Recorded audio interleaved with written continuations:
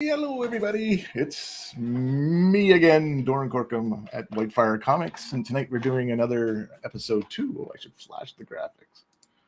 Oh, watch episode 2. Episode 2 of creating comics in CorelDRAW Plus. Let me move this way a little bit. So you'll see me looking down a little bit because I've rearranged my layout so I can see things a little bit better and I can work a little better. So apologies for that. But anyways, tonight we want to get things rolling again, but let's just quickly discuss what we're going through here tonight. So first off, this is every Thursday night at 8 o'clock. I'll be doing this, and it's an open stream. It's not a drawing stream. It's a creating comics stream. So anything you want to learn here, you can learn. And you're welcome to ask questions as I go. So the idea is I'm going to be working on my comic, whilst you can jump in and say, hey, you want to learn something, or you want to do something, or there's something that's puzzling you that you don't understand, and you search the internet and you can't figure it out.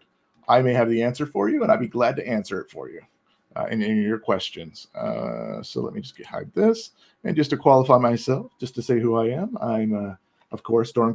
I have 20 years plus experience in graphic design experience, particularly with CorelDRAW as well, but I'm professionally trained on Illustrator, Photoshop, and a variety of other softwares. Plus, I've been doing this for quite a few years. You can see the gray hair on my head. As well, I have 14 years experience as a QA at Corel. I'm actually inside of CorelDRAW. There's a number of features that I actually designed, and they are still using 8 years later after I haven't worked there. They are still adding features I designed into the product. I've won many innovation awards there. So, but anyways, that's enough about me. Well, I guess, we can always talk a little bit more. Just I went to college to become a graphic technician printer, so I have a lot of round experience with graphic design, and I'm professionally trained in graphic design techniques and how to work and lay things out, creating books, running printing presses themselves, and those are not photocopiers. A lot of people think photocopiers. I'm talking about printing presses, the things you see in movies, creating newspapers or creating large documents, books, etc. So that type of thing. I'm a web designer. I've got my certificate in that, and my digital media graphics, which is spelt wrong on there. And of course, I'm an artist. And as before, when we did the stream, here's a couple examples of some of the things I've been working on over the last few years, or within the last few years. On the left, you'll see the Forsaken Future 3 cover, which sold very well, by the way. I had posters of this at the Capital City Convention this weekend. A lot of people really liked this piece of art by me. So, and colored by CF. I'm trying to remember his last, CF Lumen, I believe is what he calls himself. That's all I know by his initials. But anyways, so CF Lumen colored it, my art on the left. And then we have an ad from the Forsaken Future 2, which is kind of a fun little ad anyways, about the more you pay for your water, the cleaner it looks. And then, of course, Rake-Hell. Rake-Hell is what the current project I have on Kickstarter, Rake-Hell 2. And you'll see I did an homage cover to George A. Romero. So this is a cover back to the old Creep Show. I had the pleasure of meeting him a number of years ago before his passing. I'm sure he's in the afterlife somewhere as a zombie running around causing havoc. But anyways, on that note, just as I mentioned, Rake-Hell 2 is on Kickstarter right now. So I need support. I poke this way. I need support. So if you are interested in horror comics or support of Kickstarter in any ways, or you like comic books in general, please check it out. Search for Rake-Hell on Kickstarter, or scan that little barcode there with your phone, etc., on the left corner of the screen. Okay, now that we're all past all that, let's get this out of the way, and let's start working tonight on our Rake-Hell page. So we get 2 bonuses out of this. I get to get some work done, and I'm open here to talk to you guys if you need help with anything. So we'll just start off with my current page tonight we're going to work on. If I can find it. Haha. And we'll zoom right in here. So this is one of the cool pages of our new character, Trevor, driving his, whoops. I just clicked on the wrong screen to zoom in. I'm a newbie at doing this streaming stuff, so it'll take me a couple seconds to figure out how to do stuff. So you have to hang with me, give me a break. Sometimes I'm going to click something wrong, but I will figure it out. So the first thing we want to do tonight is we're going to do some reframing, as we did in the last stream, but we're going to do some other graphic design stuff as well. So I introduced this in the last stream, but we'll go over it again because it's important stuff, and there's a rhythm here. And once you hit a rhythm, you'll get better at things, and We might get time to do some lettering here too. We'll see how the hour actually goes. I try to shut it off at 9 o'clock when I do the don't do this stuff. So anyways, whatever you do, don't do this is at the end of all this. So always watch those. They're important things for artists and designers. But anyways, for who are creating comics. So let's just get at it here. So the first thing we're going to do is I'm noticing that these borders, again, I was mentioning last time, the borders aren't the best, unfortunately. You can see lots of little problems where things are missing, and that's not an issue in CorelDRAW. CorelDRAW has some really cool features. But first off, I want to deal with is this is a bitmap. So this is a page provided by the artist, colored, digital, of course. But I don't like this particular font right now for Welcome to Raquel. This just looks like a typewriter font. This doesn't look like I'm going to some kind of old town thing or some creepy town. So I want to change this so it looks a little bit more interesting or more almost scary. So again, we're just going with things. Sometimes you got to play around and you have to try and use your creative mind to try and figure things out. So that's the fun thing about doing this type of work. What I'm going to do right now, I would need to get rid of this Welcome to Raquel. So there's a couple different tricks for doing that. And what you're going to learn as well when we work on stuff is a lot of tricks that a lot of people don't know, or some people may have an idea about, but don't have kind of the exact idea how to do stuff. But anyways, so with CorelDRAW, first off, as I've mentioned before, and I'll mention again, it's a vector software that can hold bitmaps like the art from the artist. But it's important to understand it's a vector bitmap that can do multiple pages of stuff. So for instance, let me switch the view here for a second so you can see multi-page. So you're going to see the whole comic book layout that I'm using right now here in a second. So this is the whole Raquel comic. Trying to zoom in here a little bit so you can see all the pages of it. So this is the power of it. And the great thing about it as a vector application, this is really, really important to understand because people don't sometimes understand why you use a vector application, but I'm going to show you a real simple example here. Let me just wait for this zoom to catch up to me and get up here. Okay, so we're just going to take a font. The font's a real easy way to see when you have a problem. So I'm going to put, hi there, oops, with a D on it for some reason. And we're going to take it, and what we're going to do, let's I guess we could just leave it as it was. So here's hi there, right? This is vector right now, which means when I make it bigger, it still looks the same on your screen. It can be as big as a building or as small as a dime or even smaller, and it's going to look great no matter what, right? So it just looks, look at those edges. So here's what happens when that's a bitmap and you upsample it. I'm just going to convert it to a bitmap here, which is a feature of CorelDRAW I use all the time. So you'll instantly see it looks fuzzy on the edges. And if we make it bigger, its DPI is now in place. So this is why when you get art from artists, you always ask for 300 DPI plus of their pages, 300 to 600. But you'll start to see a fuzziness. The more I make this bigger, see how fuzzy the edges are coming and everything's going fuzzy on you? The larger I make it, because the set DPI it now has, because it's a bitmap, the worse it's going to look. And if you zoom right in on it, see all these fuzzy lines and all that? We didn't have that before. That it was perfectly crisp and looked amazing. Again, as big as a building, literally. You can make it as big as a building, higher, and it would look fantastic. Where this starts to lose its quality as you make it larger if its DPI is not high. So that's just an introduction to the difference between bitmaps and vectors. And vectors, from a technical perspective, are actually drawn on your screen via math. Not that we need to go into this too much, but this is a vector pen tool I just selected out of the toolbox, not the cool box. It is a cool box too. So I'm now going to zoom in here. Hopefully it'll go. So you'll see me clicking, and you'll see there's these little nodes going from point to point to point as I click, like these little tiny circles, like right here. So when I click here, see that little circle anchor there? That is math being created from where I'm selecting to where I'm clicking. That's why it's perfect every time, because it's using math to create everything on your screen over somebody's drawn pencil art. It's hard to understand at first, but once you get it, and you understand. If you have a chance to work with vector over bitmap and you have the softwares to support it, you always want to work with vector because you're going to have a cleaner project and some less headaches.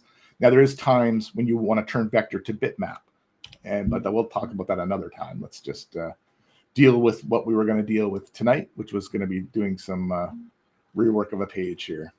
So first off, we got to get back to that dang page. Where do we got Trev driving his truck into the sunset here?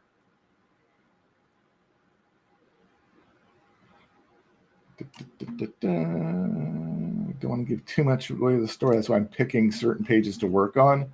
I don't want to give away too much. All right.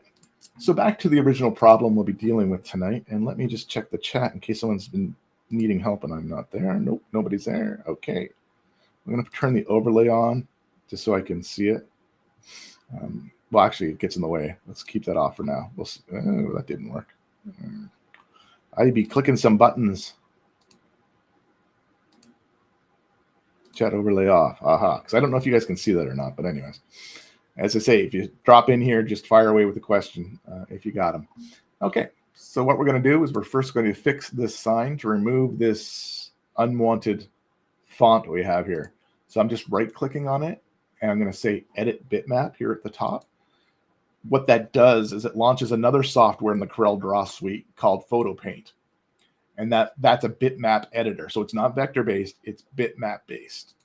And that's what will allow us to change the artist's artwork with a very different set of tools than what we have inside of CorelDRAW itself, the vector layout software. So one of the tools here on the left side, I'm going to try and engage for doing this. I have a software that's supposed to, I don't know if this will work or not. I'm going to try and launch it. No, it's not going to work. Okay. So what we'll do is this is called the clone tool here. What clone tool does is it allows you to take a bitmap data from one spot and use it in another spot. So in this case here, I'm right-clicking to say I want the data from this bitmap from here, and I now can paint with it like a brush. So see how I'm starting to make the R disappear?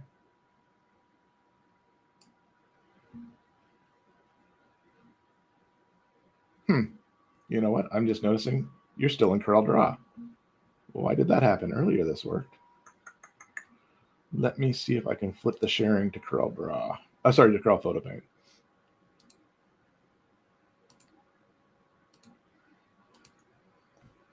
All right, there we go.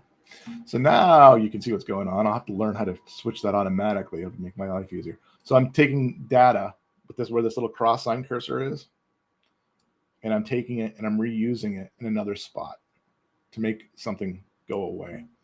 Very popular. A lot of AI will do this for you now if you select the spots. And there's just sometimes I don't know, it's kind of therapeutic doing it sometimes. I have it set so there's a transparency on it up here on the top left. I know you can't see that very well.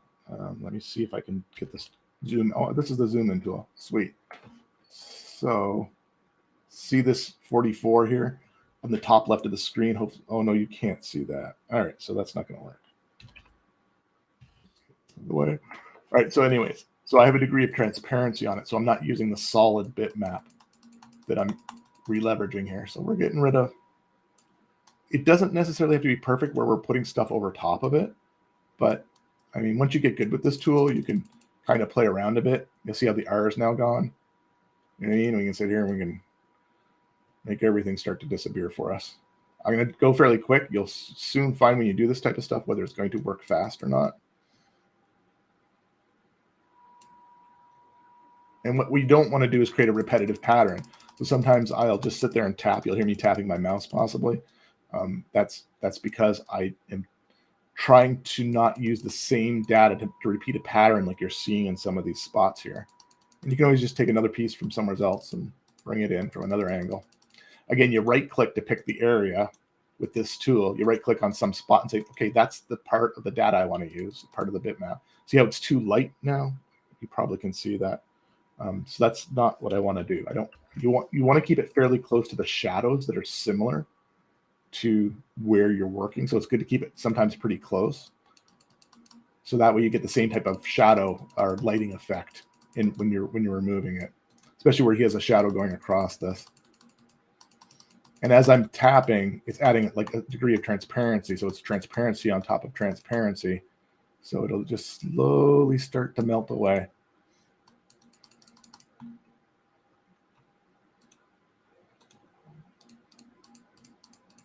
I'm just randomly clicking all over the place here to try and fill this with a texture that's the eye won't catch on, because the eye will catch the pattern. When you do this and you don't do a good job at it, the eye will definitely start to see the pattern. So I'm going back and just throwing in a couple things to break it up.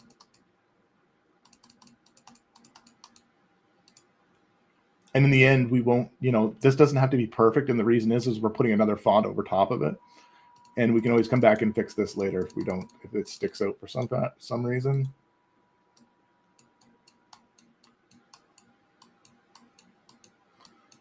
I'm just creating some streaks now because I was creating dots.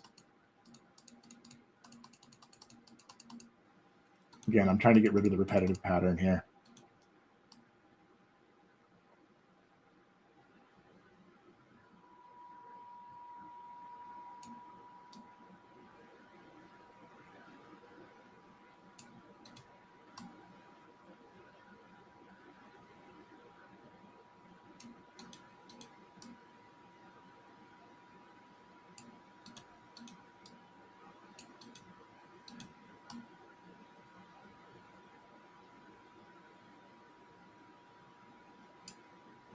It's almost like gardening. It can be therapeutic sometimes, just get in here and just, whoops.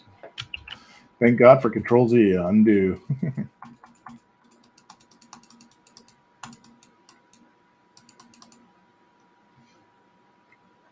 Okay. So Raquel's gone. Again, this isn't a perfect job. There's lots we can do to make it look better. See, now I'm bringing in the pattern from the top here. Usually if you hit it from all sides, north, south, east, and west, you'll start to get, and just kind of tap and release, you'll kind of get a pretty good setup. It shouldn't look perfect anyways. This is meant to be kind of a worn down old sign. The font that was on here is A is way too clean, and B is just not a font you'd see on, like, it just doesn't look like, I don't know, to me, it just doesn't look like a small town kind of font. And what this allows next to pull off is be able to play with this with vector art over top of it, and we'll do a couple tricks there as well.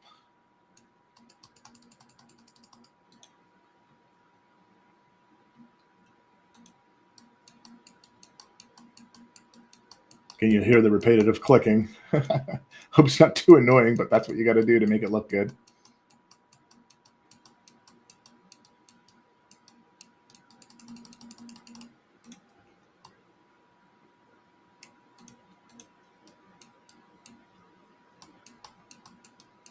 Clone tools are found in most bitmap editors.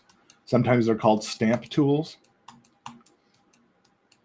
And you just have to change their setting if it's a stamp tool to clone or something like that, or take sample. All right, so let's just zoom out here. So it kind of looks very spray painted and kind of crappy, which is actually what we want this old sign to look like anyways, right? So now I'm going to hit save. And as soon as I hit save, I can now close out of Photo Paint. And I'm now back in CorelDRAW. I'll now share.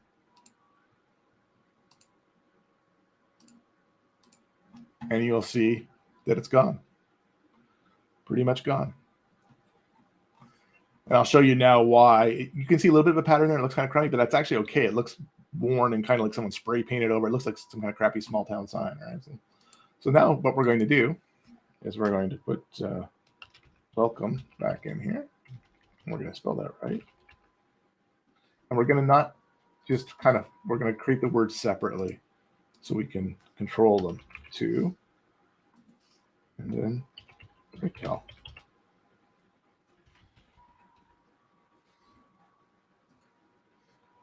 I mean, I don't even know. We could even create I don't even know what happened there. That was kind of weird. I moved it and it just, that absolutely made no sense. Oh, it's the layering thing and went behind it. Okay. Well, anyways, so this font still isn't much better than the one we had before, but we can try and create something like this, like somebody created a town sign. We're going to change the font in a second. So you see how I'm kind of, when you click once on an object in CorelDRAW, it flips. So each time you click, so right now these handles here, one of these sets of handles in the middle is for stretching it left and right. And these handles are meant for making it taller or shorter. But when you click once on the object, you'll get rotation handles. You can actually now rotate, and you can actually control. So then you can do what's called skewing. So I'm skewing this, which is what we have to do to make this look good at some points. So I'm skewing the text now, and you can do that from all different directions here, right? So there's some playing here that you do to figure it out. And the other thing too is when you're in rotate mode like this, you will see this circle in the middle here, this little tiny circle. That's your rotation axis. So if I was rotating this, see how it spins in a circle? Because the rotation axis or the rotation is from the middle point. When I let go, and if I remove this rotation point to the outer left, watch what happens now when I try and rotate. It always tries to go around that actual rotation spot wherever I move it. So I move the rotation spot underneath it, and now when I try and use a rotation handle, it's now swinging around, and hopefully nobody's getting sick. All right. Okay. So I was just playing around with skewing this a minute ago. So I think, you see that a lot of the times, like they have the welcome going upwards like that. We want to make this look a little bit beat up and old, and we want to find a better font to work with. So that's the great thing about CorelDRAW is it finds your fonts on your OS, and you can then go in and use them. Oh, that's actually, what is that one? What was that? I liked that one a second ago. I just scrolled on one.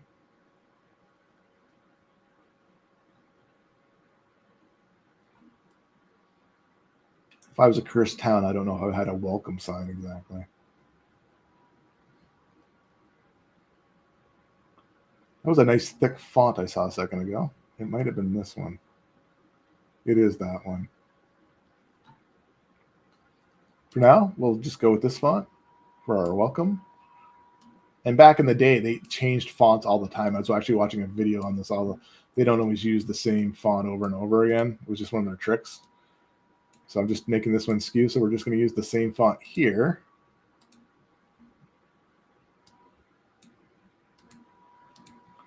I don't really have a saying for Raquel. Maybe I should. This one font is acting weird.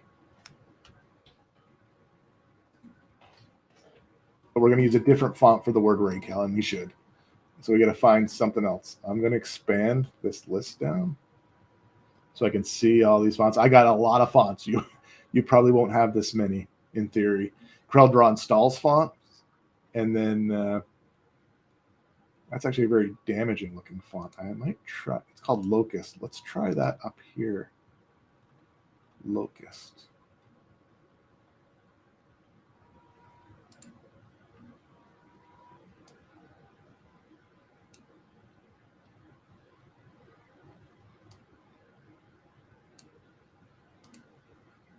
It's kind of like that it has pieces of it missing.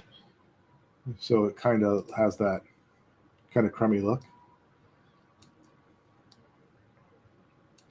Like it's been texturized or damaged. I'm going to apply it here for now. I might change this later, but let's get it to the 2. And then we're going to change the font on Raquel to something more exciting.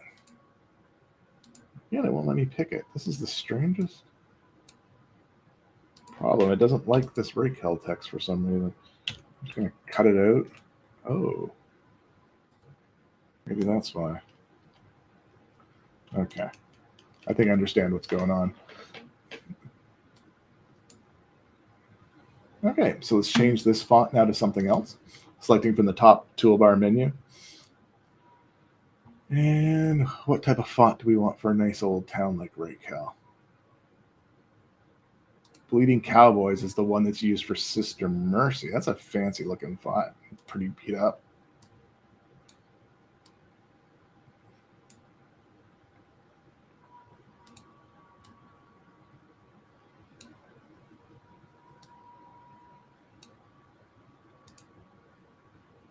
Maybe we could have like a saying like oldest church in America or something weird like that. Something to try and bleed into the story. All right. Oh, well, look at this. The zoom control thing decided to all of a sudden start working. Okay, so we have a problem here. So see how this long tail on this font is out of our way? We really don't want to keep this long tail because it doesn't make sense to have it going off screen like this, right?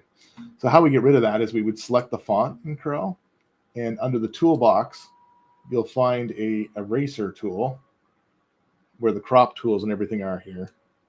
And I can literally, since that's selected, I can literally, oh, it won't let it work?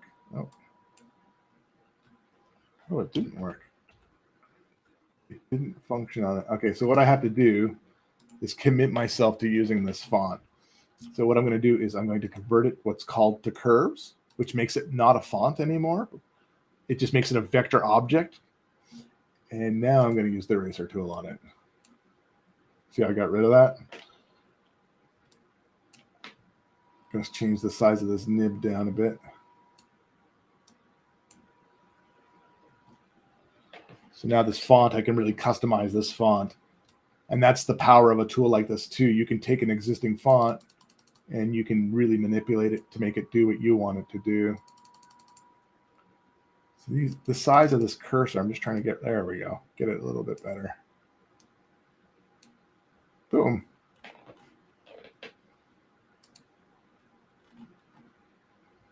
Would I call it the oldest church in America? See how much action it creates by making something tilted? That's a trick, a design trick to make something look like this. Okay, so there's a couple things I want to do here. This is a very plain looking sign, right?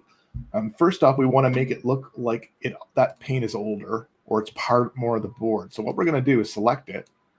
I'm using the select top tool called the pick tool in the toolbox.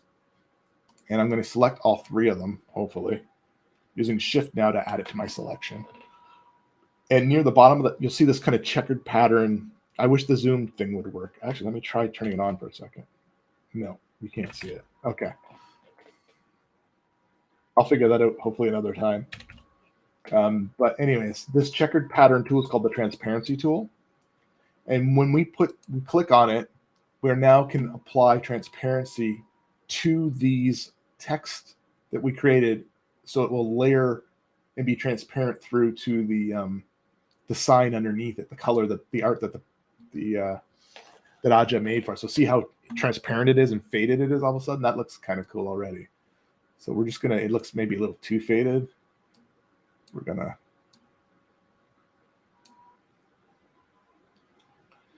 wait a second here. CorelDRAW is thinking. I don't know why it's thinking. My computer seems to do this. Maybe it doesn't like streaming and using CorelDRAW at the same time. Maybe I mean more RAM or something. Give it a second to do its thing.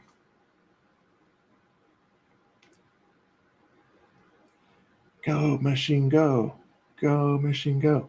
All right, so anyways, the other idea I had, well, while it's thinking about this, was there's a church scene at the end of the comic, and I've used it in advertising quite a few times. I'm going to open the file from that, and I'm going to try and fade, the steeple's broken on it, though. That'd be kind of weird to put on your sign. Maybe we're going to have to do a little bit more editing here. We'll soon find out.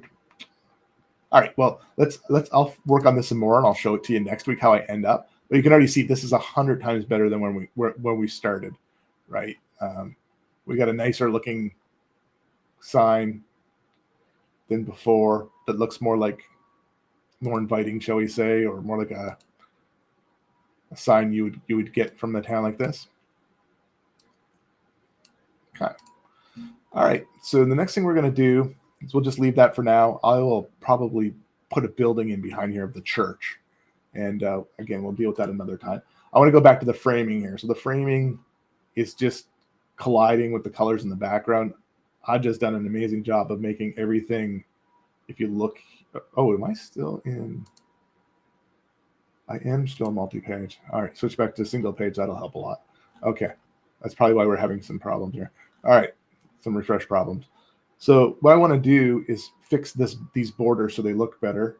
We went through this last week. I'm taking the rectangle tool, expanding it. I'm now going to right-click on the rectangle tool, and I'm going to pick an object style that we created last week. And it should, I renamed it, I believe. Oh, it's not here either. It should be called Raquel.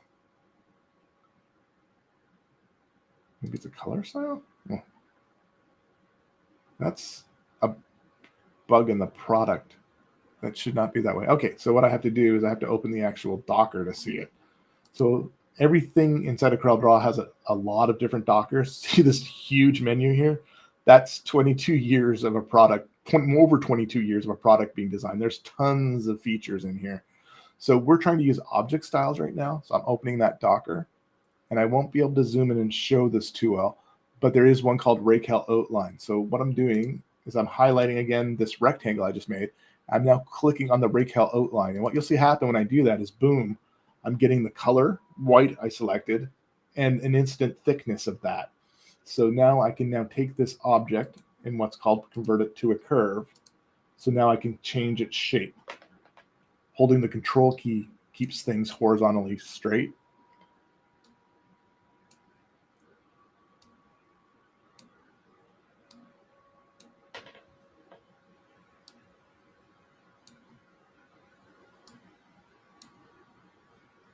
But you don't have to hold the whole control key. You can just sit here and tweak this. And you can also lock to guides, which is what I showed in the other video, to try and keep things perfect. So what a lot of people would do, for instance, is they would take a guide and put it up here, grab another guide from the ruler, put it, around here, grab another guide, put it this way. So you'll see what I'm doing is I'm creating the shape, and then when I snap to it, everything would be perfect. But we don't need to do that here. I've been doing this long enough that I'm pretty good at figuring this stuff out.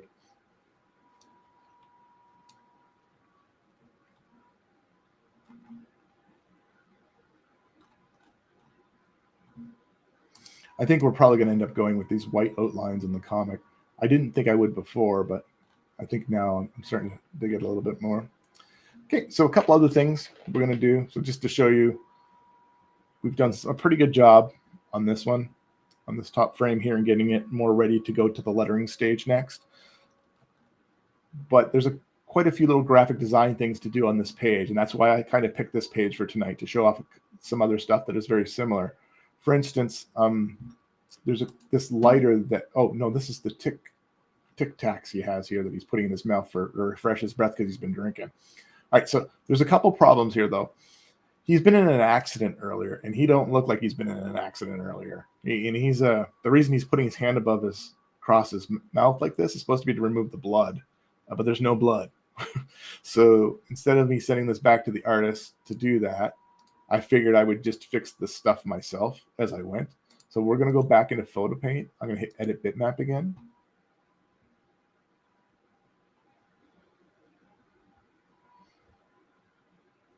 I'm just going to switch the share over now so you can see.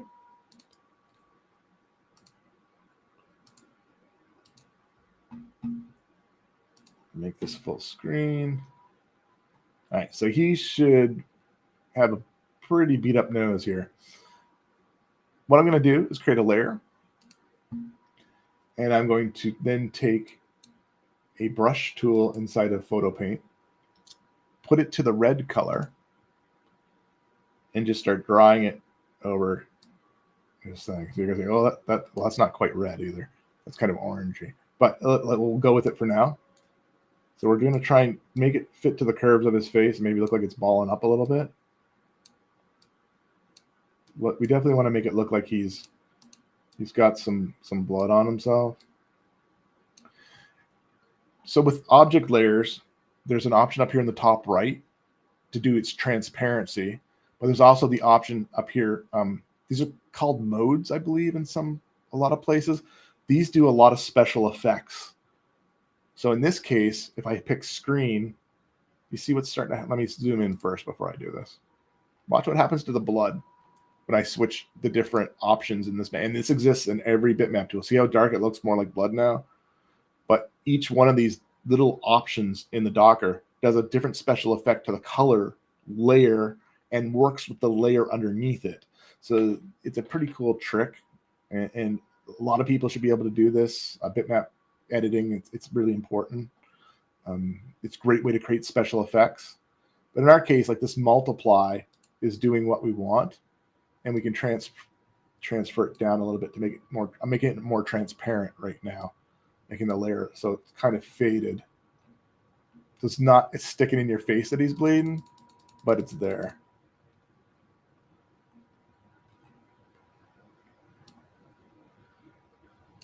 I'm just going to move the line right down, like it's gone right through his beard. And it should be coming out from his nose.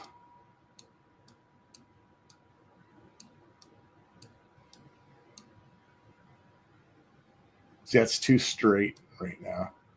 I'm just going to curve it in because then it would dip down that way. I'm trying to make it look like it's coming more out of there.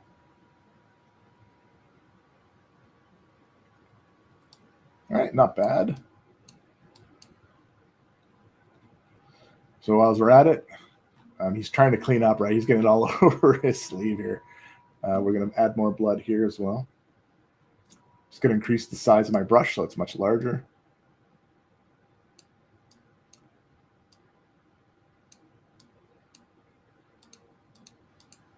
This isn't a very good shaping of it right now. I'm just going to erase some of it. Holding the shift key to shrink down the size of it.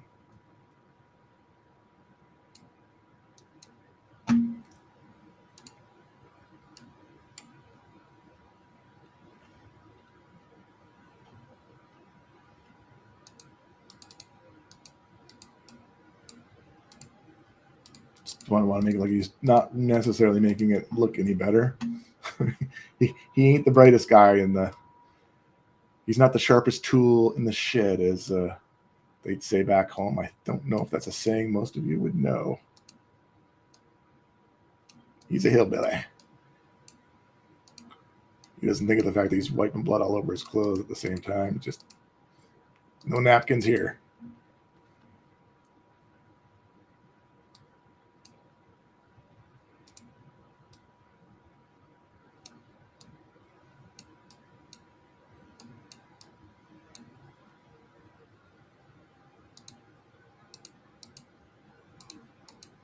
The brush shape doesn't have a lot of fade on it. Feather, so I'm adding more feather to it when I erase. Oops, too much feather, and now it just disappears so that it looks a little better.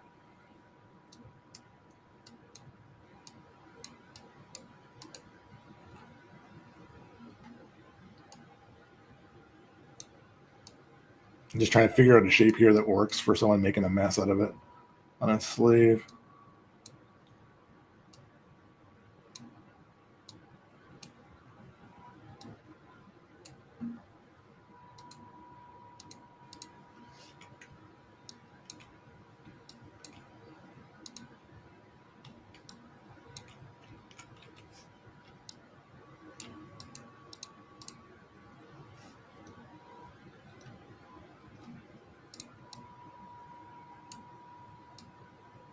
Make it like a little bit of a gusher. You put it on both nostrils.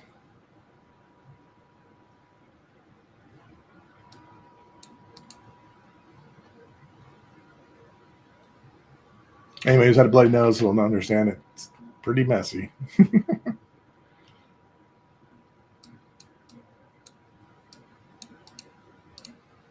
Okay.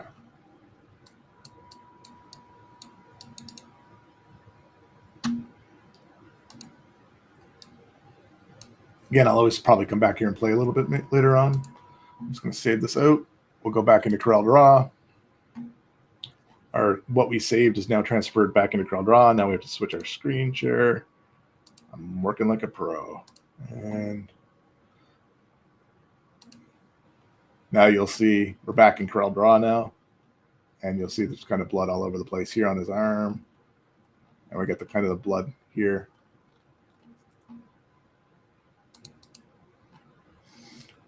So this whole page seems a little bit dark to me. So I'm going to use something called auto adjust. This is an effect under the effects menu, adjust, and let's just see what it does to the. Yeah, it added a little lightness to it. It's a really good color correction, simple one-click color correction. I'm just going to undo it now to see what it looked like before. And see how it added an ambience light to everything. Just makes it pop a little bit more. It's supposed to be nighttime, so that's why. Well, it's dawn actually. It's getting near dawn, so we're okay with that. I just wanted to make it a little brighter. It seemed a little bit rough there. You can go into these individual frames and do that as well, but we won't do that here. Okay, so a couple other things to play with here. I opened earlier the new character. So this is the new characters that are introduced in this issue. We got Nick on the left here, the Raquel County police officer, and we've got Trev, who we've been dealing with right now, the tow truck driver, the hillbilly tow truck driver. So I got some logos for different reasons. One's for the police station and one's for Trev's tow-all. But I'm not really happy with the detail is very simplistic here, which is okay. Actually, a lot of the time when you do a logo, you want the detail to be really, really simple. So it's easily identified as a shape. You don't want to overload it, but I do want to add some more detail to try it and see what would happen. Right now, I'm grabbing the circle tool out of the toolbox to make these tires actually more like tires.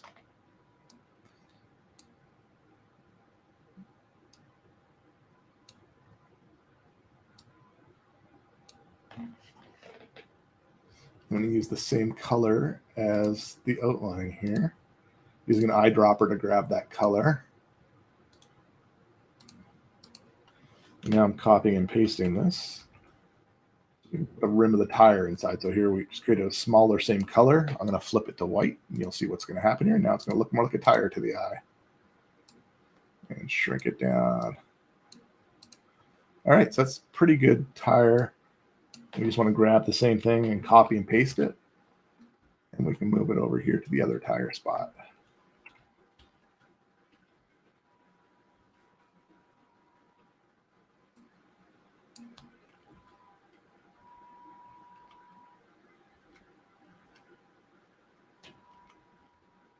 Yeah. That's a pretty good addition to the actual logo itself. I think it looks more trucky. I'm going to do a couple more things. I'm going to take the pen tool. Oops. That actually looked better. No, let's leave it as is. Okay. So I actually deleted an anchor, what's called an anchor point, or a node, one of these nodes that are here, these little nodes. Well, that's not what I'm trying to do. I'm trying to create a line.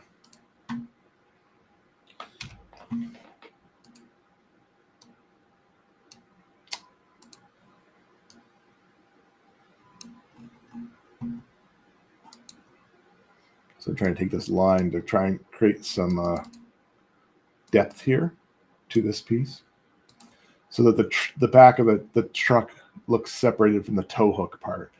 And what I'm going to do now is, again, use the eyedropper tool, grab that dark green, and drop it onto the line. Oops, wrong one. Drop it onto the line, and then thicken up that line a bit. Too much thick. That looks good. Back to the shape tool to make it look like it fits. Zoom back out. See, the eye will like these type of breakups, but sometimes it's not a bad idea to leave a little gap so the eye flows through. I don't know if you can catch that after that, but just leaving that little gap here, the eye flows right through there. Okay. All right, so the other part I want to do here quickly is use the same tool, the pen tool, just to create some action line here to try and make it look kind of cool. Hitting the escape key to end it. All right, so what you can do here, so see how I use this line over here, and I already got it setting to thickness and color and all that. If you right-click and drag it onto another object, you can do copy all properties, and now it has the same properties as it. All right, just a little trick. I'm going to make this so it looks like it's coming from there. Oh, yeah, that looks better already. Just a little more detail. And I'm going to take these so they're very square at the end, so you can actually control that underneath the outline tool. So I'm going into the outline pen, and then you have these options for how your lines end. See here, I've just put a round spot on them. Before they were square. And what else can you do? It's just a square cap. They're called caps, I think. So just to make it look a little like it's more meant. All right. So I just want to fix a couple other things. This truck line here sucks. There we go. Maybe this might look better if it was down here a bit. Like it's more in line coming across. I think I like it up higher. This is all preference stuff.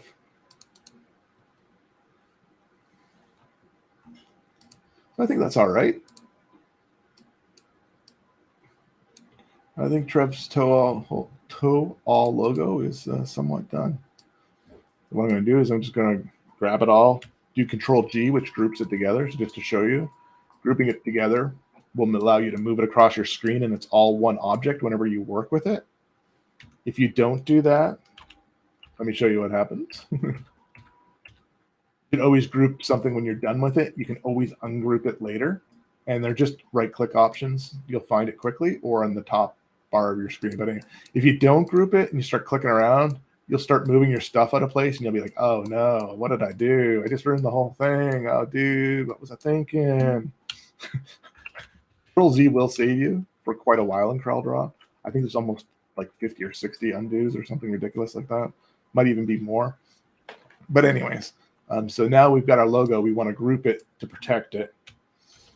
So now whenever we pull it, it's always going to be everything together. It's always good to test it after you group it, pull it around, and make sure you're all right. So the reason we want to work with this logo now is we're going to do a couple things here. We're going to copy it from this one file and go back to our Raykel comic book file. And I'm just actually testing something here. So I'm pasting it in. Just give it a second to paste. It's very not looking so great because I wanted it to be on the door of the, wow, CorelDRAW is struggling here right now. All right, we just close down the style docker. I don't know if it's Restream that's making it do this or what. Usually isn't bad, but anyways. So now we have a Trevor's Toe All logo.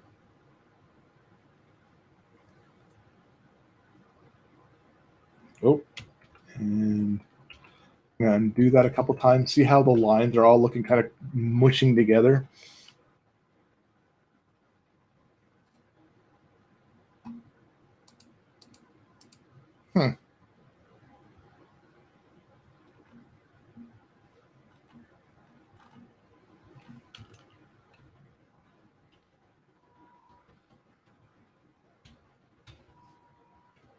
Try that again. What you want to do is there's something called scaling. So whenever you create the thickness of a line, I'm going into the outline pen, there's something called scale with object here. Really important feature. If you don't use this, you lose the ratio of your lines, and then you're going to have some trouble.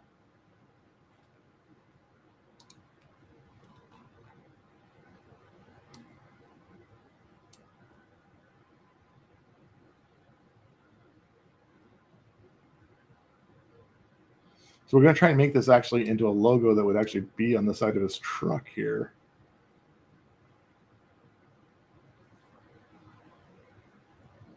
If it wants to work with us here, it doesn't seem to want to be our friend.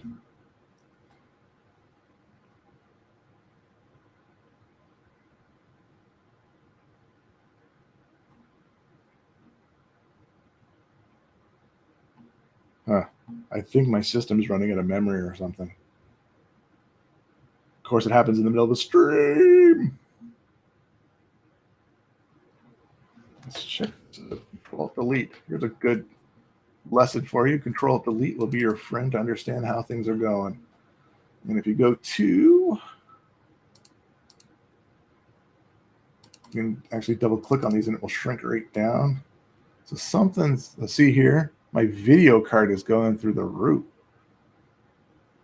And I don't know why my video card's having such a hard time, because I'm not using my video card in CorelDRAW. I've actually turned it off.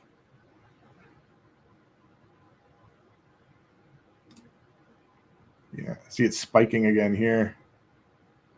And the SSD is going slow. I've never seen an SSD go slow, but anyways, I know part of the problem could be the way I put this depth on here. There seems to be a bug in the product memory-wise when it deals with text like this. It's kind of a very specific situation. Hopefully it recovers here. All right, so I rotated Trevor's toe wall, putting it underneath the door here. It doesn't look very realistic right now to it, but give us a sec.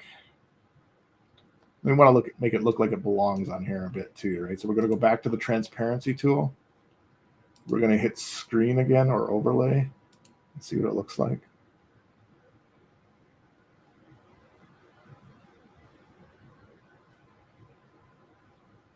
Oh, it actually looks pretty engraved, doesn't it?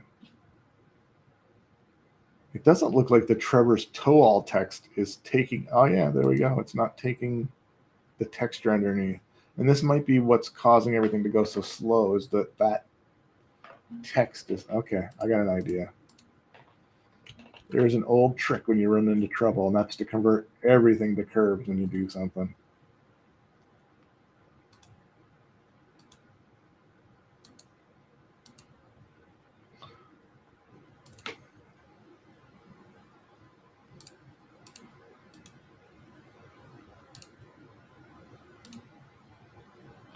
Wow, it's really painful. Let's just give it a minute. Once more. Boom. All right.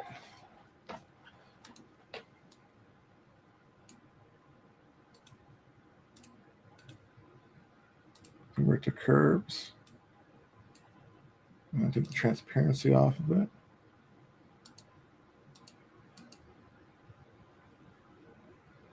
And now let's put that overlay on it again. There we go. So see how now, well, I didn't mean to do that. See how it's all got the text and everything looks like it's worn down a bit? Almost too much, right? You can't even see the shape of the kind of the half tire in the chain anymore. So what I'm going to do is try a different mode.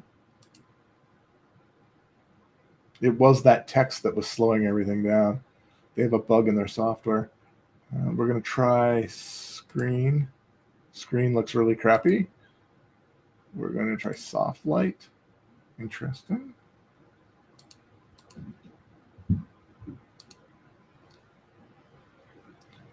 And we're just going to try basic multiply. So, basic multiply looks horrible.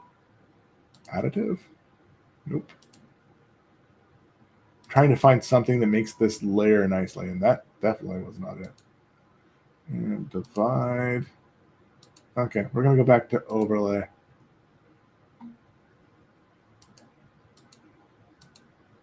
So the choice of colors is why it's not looking the best.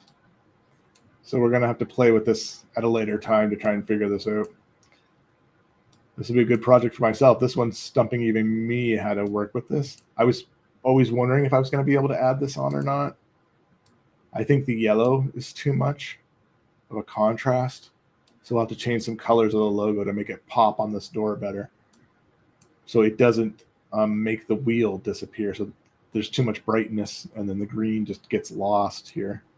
So watch what happens when we're going to move this onto the road here. Oops.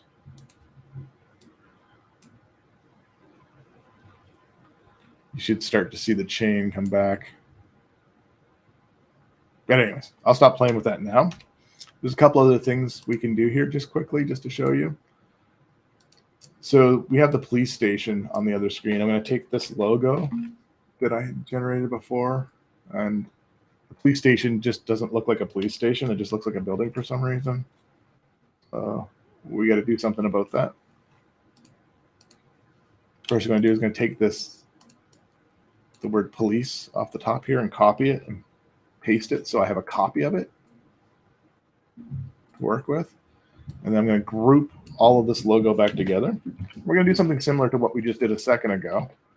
We're going to shrink it down in this case. We're going to put it on the front of the building and see what it looks like.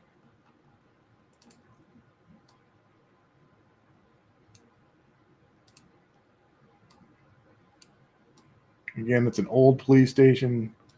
We don't want everything to look too perfect, but that looks pretty good already.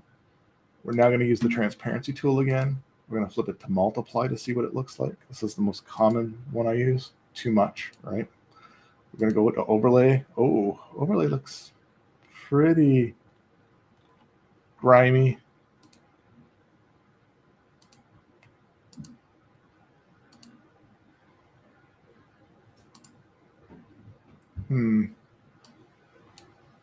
Oops. Again, there I go. Hitting shortcuts I shouldn't hit. I have two fingers that don't like each other. One always goes ahead of the other one when I tell it not to in my brain. So we can see here it's starting to look a little better. And the other option would be to put this over here. I think I like it here.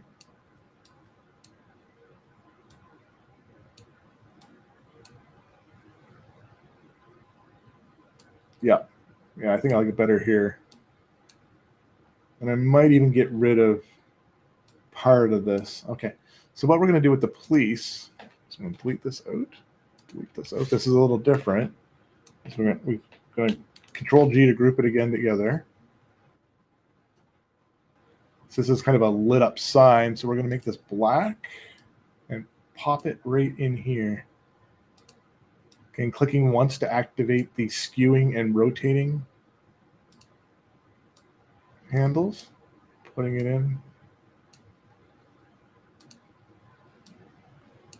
And now we're going to do the same thing. We're going to activate the transparency tool. This time we're going to try multiply first. See how multiply did nothing? That's actually okay in this case because we don't have a transparency on. I'm now going to put a transparency on. And now you'll see it starts. And now I'll just put a single transparency here to see if we can make it kind of light up a bit. Or make it looks like it kind of belongs. Zoom out a bit. So now it's starting to look more like a police station. All right. We're pretty much done playing here today to try and get a couple things rolling and a little bit farther. Oh, look at this. I moved everything out of position. Okay, that's not good. We'll fix that in a second here. Control group and then P. But anyway, I'll have to fix that manually. So that should be like the donut of the day. So, all right, when we're doing this, I always like to finish the day with a little bit of advice. So now we're going to go into the, hopefully, let's close this down, get back to me, no more sharing. Now we're going into the don't of the week. What not to do. Artists, please listen to me. If you want to call yourself a comic artist, you want to be a comic artist, you need to understand the rules of being a comic. It's not just draw, right? It's not just draw and be. A lot of great artists I've dealt with, and they just need some tweaking and some understanding of some of the rules and why they're there. So I'm hoping this will help artists and help people understand what they should be doing when they're talking to artists. So I got this out of a book. I believe it's from DC's Drawing Comics years ago, but I created let me see if I can get this on screen.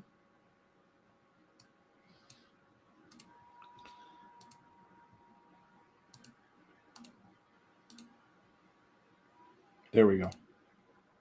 I think it looks blank.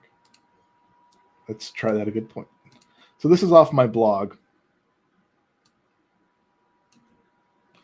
And what's important to note about this is I created this because I dealt with multiple artists and they all suffered the same thing. And I wanted to be able to explain to them, this is how you do it. This is how you don't do it. Again, I got this from Dynamic Drawing Comics by Andy Smith. great book. So it wasn't from the DC one.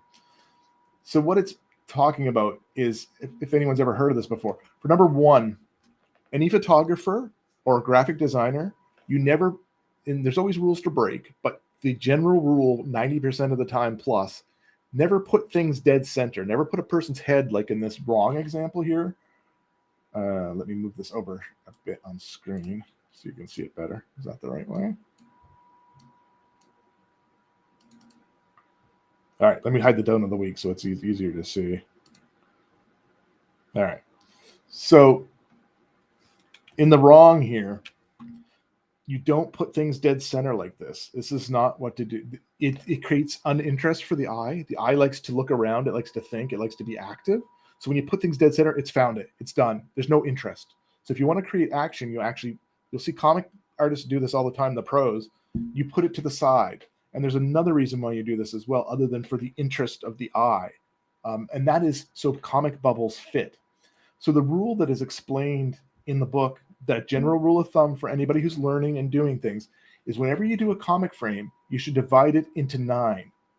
9 equals squares / rectangles. Like I've done here, I created a grid, right? And when you do that, before you position your piece of art that you're drawing, you should be keeping a third of those. So 3 of those squares should have nothing in it, so that a bubble will fit. So that's so the letterer has room to put text. In this example here with the wrong, there's no room for a bubble to fit. The letterer has no choice but to put a bubble over top of your art. We don't want that. We don't want to cover your art. Letterers don't want to cover your art up. No. So the right thing to do is to, for interest of the eye, don't put things dead center like this. And again, I see it all the time. Put it off to the side. And then you're also getting 2 things out of it. You're creating more interesting artwork, and you're allowing the letterer room to put their bubble to create text.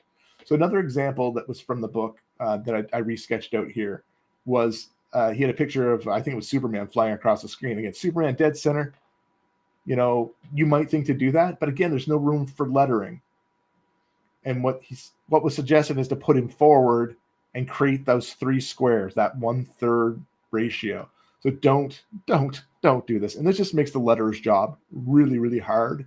And they have to do a lot of editing of all the pages, or in my case, I have to edit it, or they're not going to edit it, and they're just going to put the bubbles over top of everything, and then go back to the guy who paid the artist and go, look, there's no room here. Your artist messed up, and you're going to be stuck with a lot of work to fix it.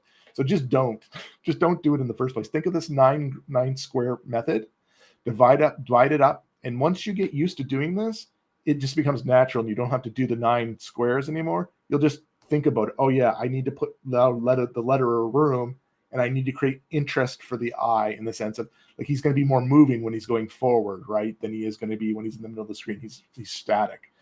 But anyways, so that's my don't of the week. Oh, I got to flash that back on the screen. Don't of the week. And on that note, I am out of here. If you can, support Raquel too. It needs some love and attention. And I'm going to play the trailer for you right now. Again, go to Kickstarter, search. Oh, I guess I can pop it up as I'm talking about it. Again, go to Kickstarter, search for Raquel or Raquel 2, or scan this funky little QR code. All right, so I'm going to play us out with the Raquel trailer, the longer version. I have just uploaded this today, so hopefully it's the one that's cool. We're about to find out. Peace out, everybody. Have a good one. Keep creating and drawing. We'll see you in the next one. And hopefully someone will be here asking some questions. Later.